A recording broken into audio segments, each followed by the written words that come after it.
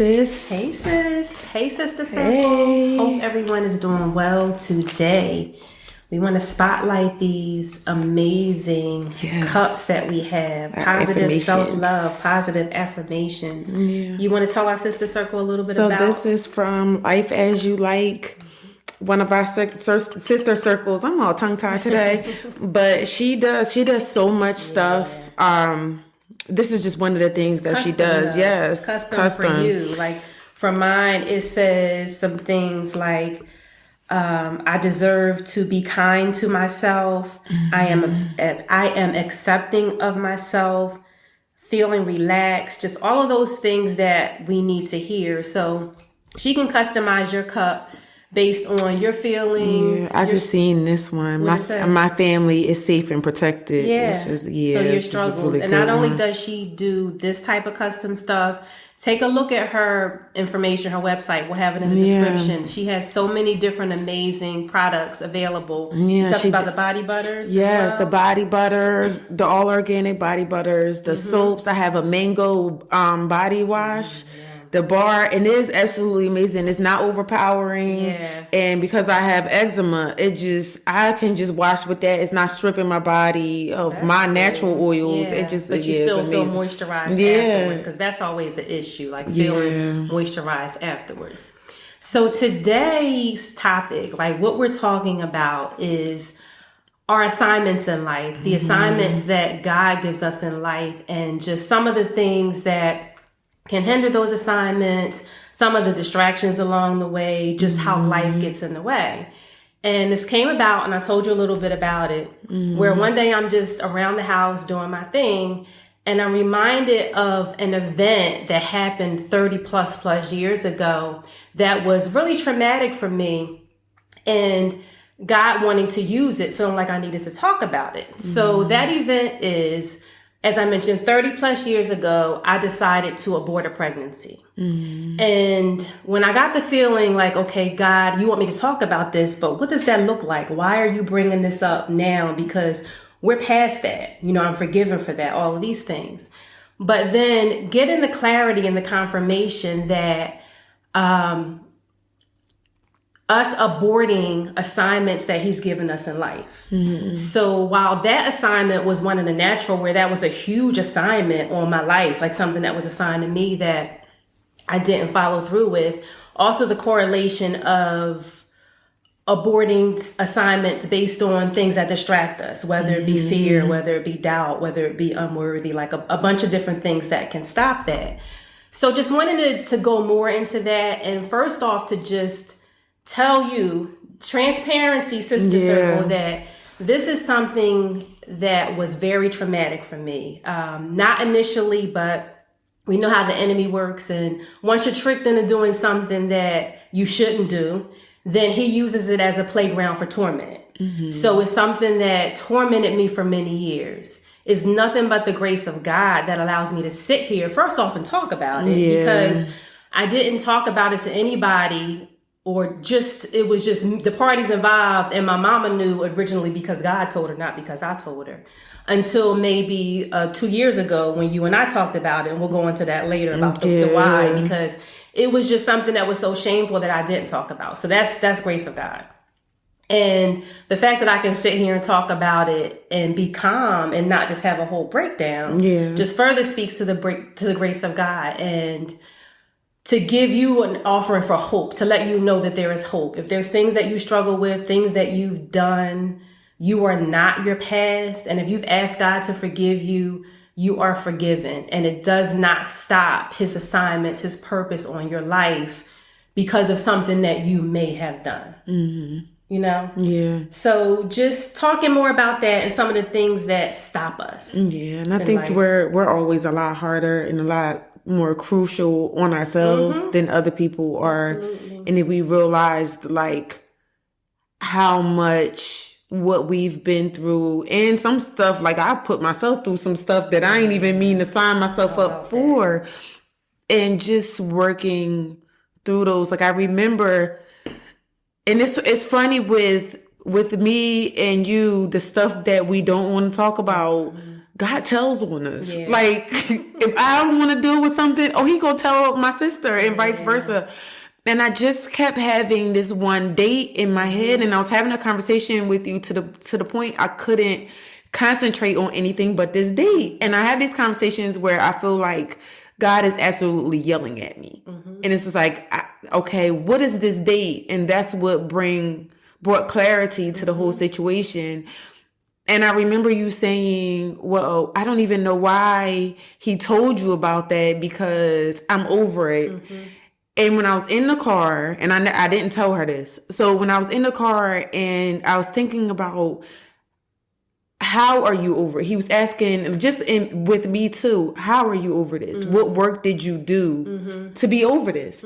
Because a lot of times, and I feel as though a lot of it is being Black women, we roll with the punches and we aren't necessarily given the platform to heal because we have to be the backbone for everything. Moving. Yes. Yeah. So it's like, what work was done to not allow the enemy to use that? Right.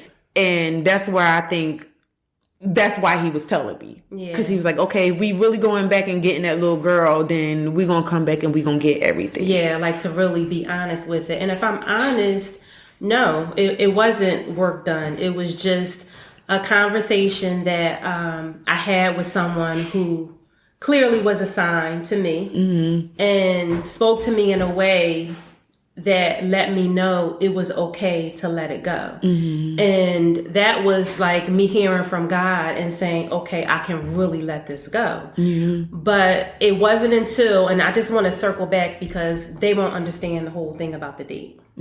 So the date that I would have given birth, every year as that date approaches, or every month around that same date, I would just feel myself sad and depressed and not really understanding why, thinking it was just hormonal and all of that stuff until we talked. But the physical date of the date I was going to give birth also correlated to one of my family members who was pregnant at the same time. And she made the right choice and she delivered her baby. So we would have been pregnant at the same time. And every year as her child's birthday approached, knowing that this date was close to the date that I would have delivered was just like insane torment, because it's like, then you have the regrets, the guilt, the shames, the what if, our kids would have been the same age essentially. So dealing with that was a lot, but God showed Tiffany this date, and he showed it for you this is when we started our whole process of healing, our healing journey. And he showed you this date maybe like a year prior or 9 months prior to say that he assigned. Yeah, it was. Yeah, it was like 7 to 8 months. Yeah. But he assigned a due date that was 4 days away from this date in my mind. And she's telling me, I don't know what this means. Like this is the same. He's saying this is your due date. This is your due date. I don't know what this means. So I'm sitting there on the phone like, wow. Yeah. And at that point told her about the whole situation and this date. And that's when you know that it's a God moment, because she didn't know about this. As I mentioned, nobody knew about this but the parties involved. Construction, y'all, but nobody knew about this but the parties involved and God. But he revealed this to her for my healing. But as you mentioned, the work, this is a part of the work that he wants me to do. Yeah. Clearly. And that's why the enemy is fighting you so hard today more than any other day. It's just like, let me see if I can get her out of character. Let me see if I can do this, and let me see if I can do that. Today has been a challenge. Not only am I fighting allergies, I have my tea with honey and lemon. I have my cough drops. I have my tissue. And God doing the work in me, because I don't have my bat in my car no more. Oh, Lord, she needs it. And just adversity all day, which again just confirms that we are on the right track in what we're doing. So we're just gonna keep going with it. But just wanted to talk about the things, because that was an assignment in the natural for me. And I blew it. God, he healed me. He is healing me. Healing is a journey. It never ends. So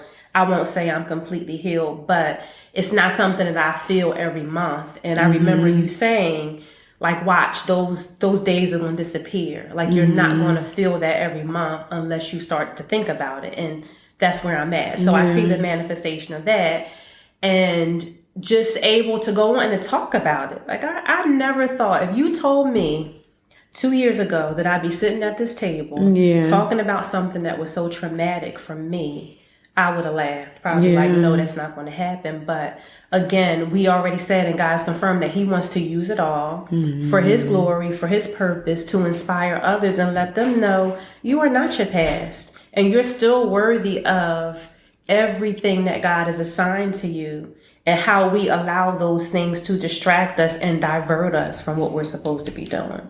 Yeah. So, yeah, that was a lot, y'all. That was a lot, but I'm glad that I'm at this point where I can. So let's talk about some of the things that stop us from fulfilling our assignments. Like for me, okay, the main thing that stuck out is unworthy. Because, okay, how can I have this platform where I'm talking to people, inspiring other people, when I've done this? Yeah. But God is showing me this is why. Yeah. You know, he wants to use those issues. Yeah. So I think so many people relate to that because it was a struggle. Because I'm like, you want me to get on a mic and talk about God, and then in the same breath will tell you off. And some of the people have watching probably have either witnessed me or have gotten it firsthand. Yeah. And it's just like, how are you asking me to do this? Like, how could you possibly ask me to do this? And wanting to go back and just crawl underneath a rock and hide. Like, I can't. Like, yeah, you can go get somebody. They be like, get somebody else to do it. Like, no, get somebody else to do it. But like, even leading up to this, if you remember when we talked about it initially, and I said, I think God wants me to talk about that. But then I said, I'm not ready. Yeah. And I think a week later, you like, okay, we have to do it. Are you ready? And I was. But just having the courage to be vulnerable and talk about those things that were areas of real conflict for you, and, you know, trauma, because it was really trauma, is what brings healing to you. And as you speak, you bring healing to others. Yeah. So, yeah. Yeah. I have, so like, even with, the whole like anxiety and not wanting to talk and being worried about like who's going to think what. And then with mine was laziness. So mine's is, if I don't get something right, or if I feel as though it doesn't map out according to what I wanted it to, I'm just like, I'm not doing it. Down. Or like even keeping that momentum, because I'll get into this like really high momentum. I'll have all these great ideas, and then it's like, it's time to execute it. And now it's time to put a plan in place. Yeah. And now it's time to like, okay, where it might come easy, but it can't just be something where when the time permits, when it comes to something that God is charging us to do. And that's where he balanced us out, because it's just like, you're the planner and you're just like, oh no, we're going to, it's recording. But yeah, we've been, enemy is just facing busy, adversity. but we said like, how open and transparent, like, yeah, the enemy is mad because this is not what he wanted. And can I just say, I know other podcasts, they try to be like perfectionists, and I'm like, I was literally just talking about that. But I feel like this is something that we need to highlight. Like, highlighting all the struggles and everything that we go through, because the camera just cut off. Like, it's something that has never happened. It's charging. We've made sure that it's good, and it's just like, oh no. You mad? Like, I don't care if I have to sit up here and grab a phone. Like, we gonna get this recording done. And I got construction in the background, things creaking, dropping, but we are going to get through it. And so you were talking about just keeping up the momentum before the camera went off. And how important that is. And it's like, we get to a point where it's like we're assigned something and we're all fired up, and it's like we go, and then you just flatline. So it's like, even, and what I try to tell myself and what I'm telling you and our sister circle is, like, even if you're not on that high and you're somewhere here, just keep doing it until you get that high again. You can't flatline and just, no, I'm not doing anything today because life is getting in the way or family is getting in the way. We have to do something to keep it up. And I have literally just been at a point where I've been checking my mornings a lot more because I realized that that's where my attack comes. Like, soon as I crack my eyes open, it's coming. And like now, praying that I turn into a morning person and doing that work, because I'm not a morning person at all. But waking up at like 5:30 to get that break before all of the responsibilities are put on me, and just going from that. So like attacking what you struggle with and finding out like, okay, how can I alleviate some of this stuff so it's not a struggle? So that was one of my struggles.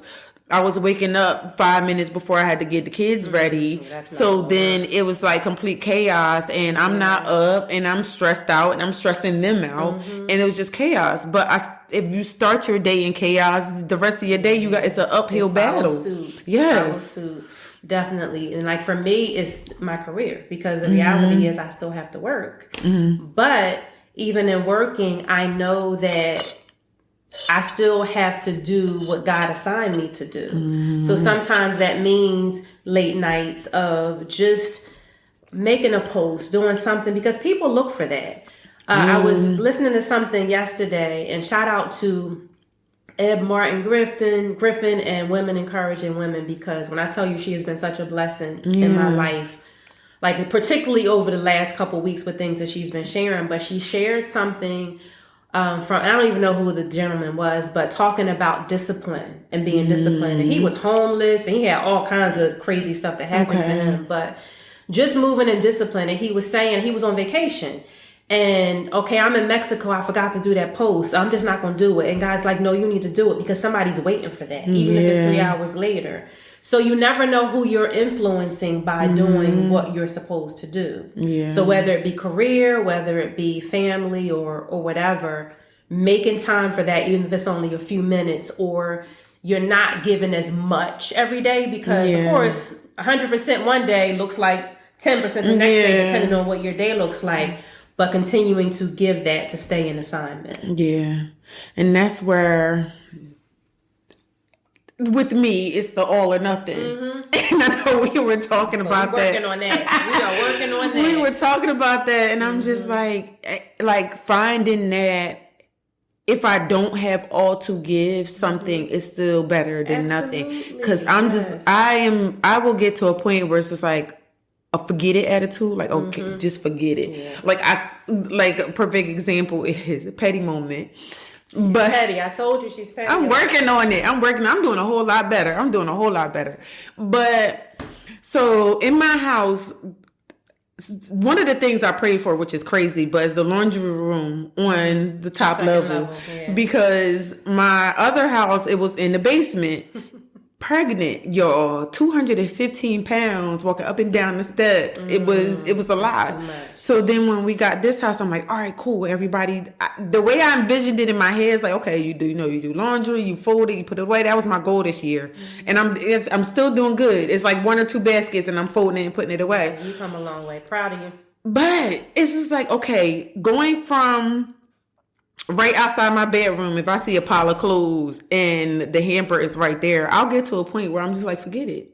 Like them dirty clothes is going to stay there because I'm not picking them up, because there's no reason to, because the laundry room is right there. Goodness. So I would literally get to a point where it was just like, I'm going to abort the mission of keeping this house clean. She aborting her assignment. Yes. Like, I'm going to abort the assignment of, okay, I done swept this floor, and now one of the kids done dropped cookie crumbs all over the floor. And I'm like, you know what? I'm going to get it tomorrow. I'm not even going to get it today.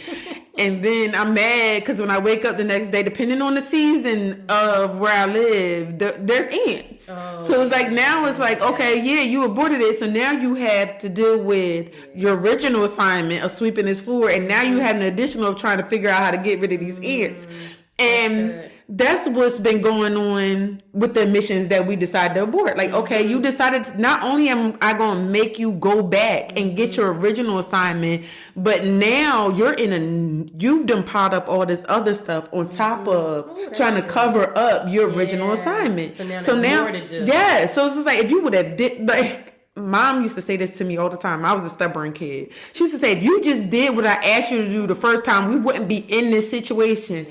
And I'm just, like God telling us the same thing. That's like, if you had did what I had asked you to do in the first place, and I remember him telling us he was playing catch up because all this stuff we were supposed to be doing, and we didn't listen. He said, okay, you're talking about you didn't sleep, or you're trying to figure out how you're going to get a chance to do all of this, and everything's happening so fast. He's like, you have to play catch up because I'm going to align you for where you were supposed to be. But now you're going to have to play catch up. That is so true. So don't abort the mission, because I love that analogy. I never looked at it in that way, but that is so pertinent and so true.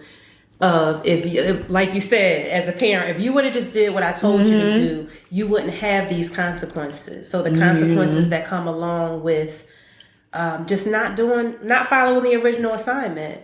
That's good. That's good. That's good. That's something that we can apply even going forward. Of when God tells you to do something, just do it and put the fear aside. Because that's another thing. Like, just being fearful, because if we're honest, we get comfortable. We get comfortable with life. And you talk about that a lot too, just being comfortable where I am, and then needing to move out of your comfort zone and doing things afraid. And that's hard. It's hard to do. So, because we're raised our whole lives to get to a place of comfort. It's just like, oh, get this job because then you can afford this, and then you can live comfortable. Like, everything is about being comfortable. It's about going on vacations and doing all this stuff. But he's like, what happens if I seclude you for 2 years where you can't go on vacation because I'm calling you to do something different? But not realizing, not asking those questions and figuring out, okay, what's tied to me doing what you're asking me to do? Because I've always looked at it as a negative. Like, okay, you're asking me to do this, this, and this. I'm going to lose sleep. I'm going to lose peace. Do you know how much other stuff is on my plate? Like, I'm really telling God, do you see what's on my plate? She challenges everything. And he's just like, well, if you don't want it, I can take it. And it's just like, oh, like, I remember, and I wasn't going to say this, but it's crazy because whatever our assignment is, when we don't do it, somebody else is also paying for it, or somebody else is tormented. And just realizing that there's a piece to that. There's a piece to us not doing, whether we can see it or not see it. And with you in the whole abortion, and I know, like, there's no way, my sister protects me and shows me in every way, even without me asking. Like, there's no way you would have ever even known. But, and I'm just like, the enemy, he really is clever. Because out of that situation, there were so many people in the family who felt like you couldn't have kids. So because of that, everybody was looking at me and put that fear onto me that I couldn't have kids. So I went into... I remember I was like my 3rd year into dating my now husband, and I was telling him to find somebody else because I didn't know whether I could have kids. I didn't know if that was something just I could give him. Just because it's something that was projected on you. Yes. Not even truth. Yes. Look how the enemy works. And then I remember I had my firstborn, and then I had the miscarriage. And the enemy tormented me with that. Of course. And he was just like, oh, well, God gave you one, and you wasn't even supposed to have that one. Wow. Like, you just lucky because you wasn't supposed to have kids. You can't have kids. Like just the one just slipped through the cracks. And I remember sitting on the couch, and I was crying, and I was upset, still pleading with God, because I'm like, still save my baby, because I was still going through the whole miscarriage and bleeding. And you go through emotions, and it's just like, okay, I'm gonna go through the heartbreak and the crying first, but then my anger is prevalent more than any of, like, if I get to that point, I don't allow myself to get to that point, but if I get to that point, duck. But the enemy had to, in a good way, the enemy had to duck, because I was like, okay, this is what I'm going through. But now you owe me, and it's crazy because he's bringing back to my memory. I said, you're going to have to multiply it. And he not only did he multiplied. I had my son, who was huge, healthy, and even though the enemy was trying to torment me again because I almost miscarried, but then gave me another one. And then he was just like, yeah, well, you said the enemy, when he comes, he has to give you twofold. Yeah. He has to multiply it. So that was my multiplication, because now I got 3. He was like, yeah, watch what you say out of your mouth. Yeah, because it's going to happen. But just the whole thing about, like you were saying, that again, like the enemy keeps coming, because although you gave birth once, he then tried to get you to abort the additional assignments that God had, to make you think, oh, I can't have any more kids, so maybe I just won't even try anymore. And had I said that out my mouth, then I'm cursing my own self. Yeah. And remember, power of life and death is in your tongue. Yeah. So that's why words are so, so, so important. And we will not fall for the tricks of the enemy. Yeah. Like, we're at the point now where we know that that's not something that we're doing. Like, and even when I think about the whole thing that we talk about all the time about feeling crazy, right? And what if you hadn't been bold enough or taken a chance to come to me and say, I don't understand what this means, but I have this date and it's your due date. I would have never had the opportunity to get to where I am now.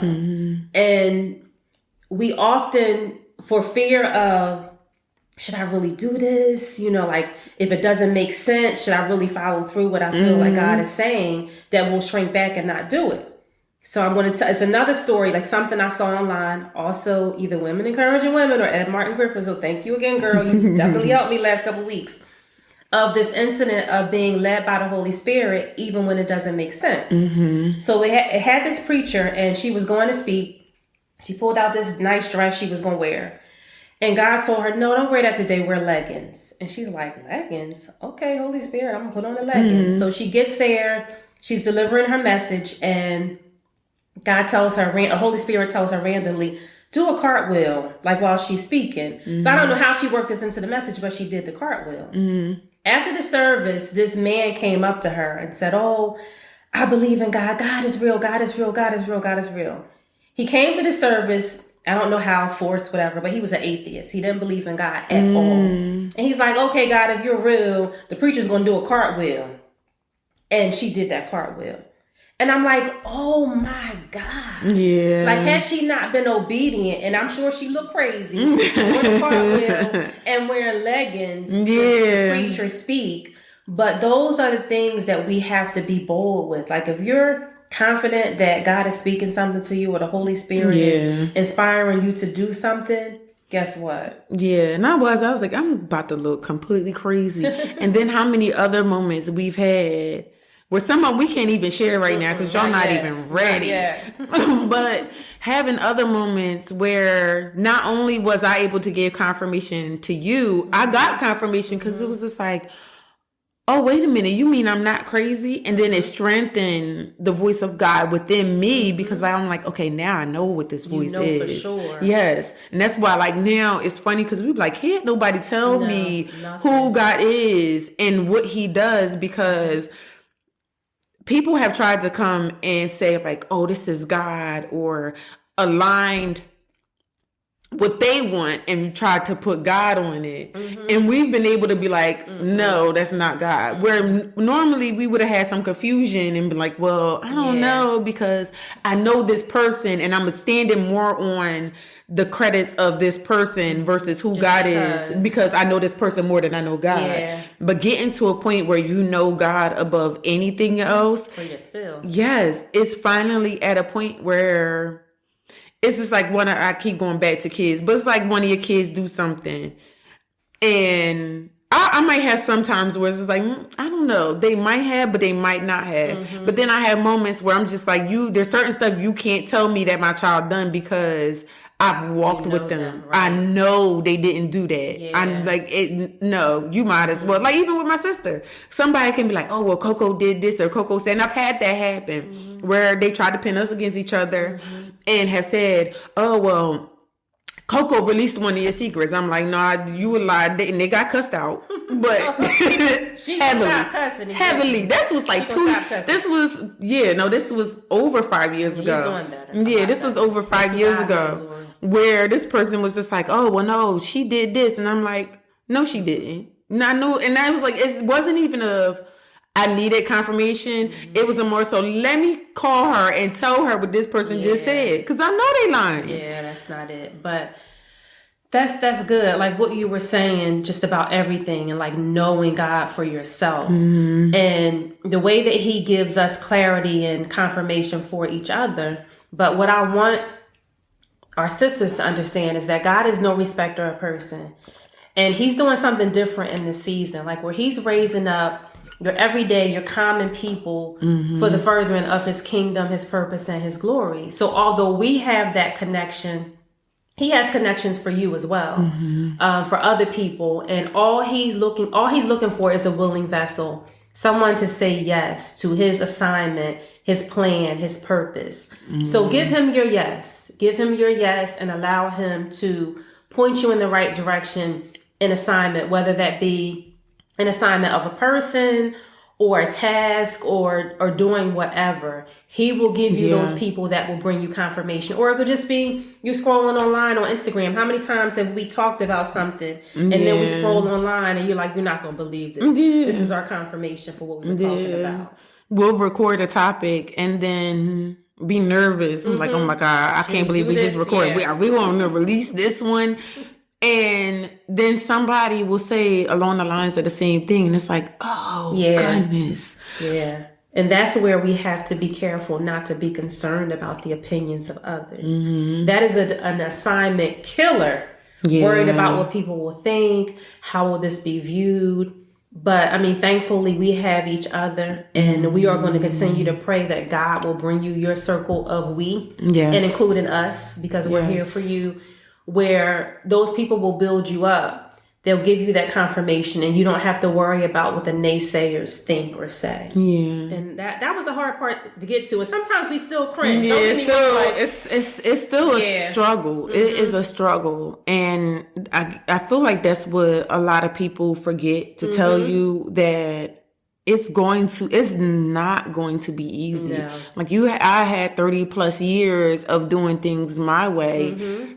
And I remember Bishop Evans, my home church at Bethany, he would say, when he would do altar call, and he would say, if you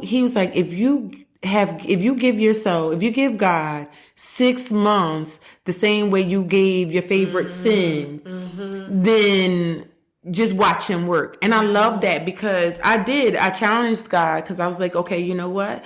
I've had 36 years of doing it my way, and look at where I'm at. I wasn't where I thought I would be. So I was like, okay, this year is yours. And trusting and actually doing the work. And it was like, okay, now I don't need no more years. Like everything is completely his, but just taking that first step. And it's like, do as much time as you spend in your favorite sin, spend that time with God. Yeah, give him 6 months. 6 solid months of really listening, hearing, doing what he says, and watch your life transform. Like if we just halfway doing it, no, that doesn't work. But if we really give him that time, an assignment is hard, like you said. It's not always easy, but it's rewarding. It is. It's rewarding to see the lives that you impacted. Just to have people come back and say, oh, you don't understand what that meant to me. Just like I was just talking about the online site, like on Facebook, Women Encouraging Women and Ed Martin Griffin. Like you just don't know a lot of times when you're doing things, how it will affect other people. And like how what she did in just simple posts really impacted me. And this is why we can't fall into the trick of the enemy or the culture that says, oh, there's too many people doing that already. You don't need to do that, because we all need encouragement, whether no matter what platform it is. And it's not oversaturated, because nobody can do what you do like you do. Right. We talk about that all the time. And God can't be oversaturated. No. You can't talk about him enough.